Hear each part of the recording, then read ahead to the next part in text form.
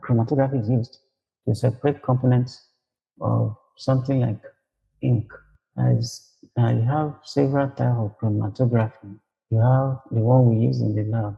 It is a simple one called paper chromatography. And the paper chromatography uses a solvent moving over a porous or absorbent medium, for example, a paper.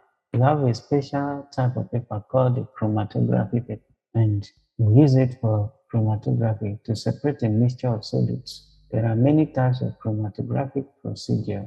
The widely used one is used to separate colored as well as colorless substances. For example, dye, ink, even amino acids. We use it to separate amino acids. Now, how does it work? And let's go and watch the simulation again.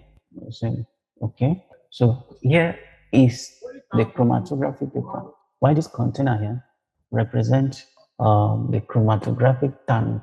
There's a special tank used for chromatography. I just use this container to represent that. And it contains a liquid, which could be water or any liquid that can separate the component of whatever I want to separate. Now, this liquid is called the mobile phase, while the paper is the stationary. So you take the paper and then you make a base, and you dip the paper into the chromatographic tank containing the liquid or the solvent. Now we dip it in a way that the drop of dye is slightly above the liquid. You don't dip the drop of dye with the baseline inside the liquid.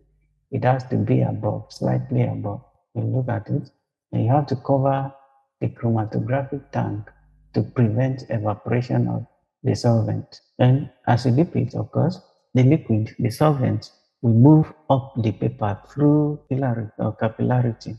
Whereas when water moves like this on a substance, called that kind of action capillarity. That's capillarity action. So look at what is going to happen. Look at it. The water is moving. It's moving over the paper, and it's moving over the paper. It carries the ink particles along, and see that the ink particle is separated into different components represented by different colors.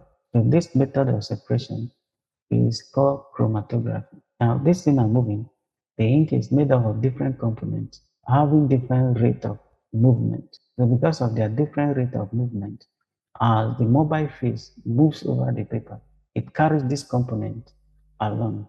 Look at it, look at it. That kind of separation is called chromatography.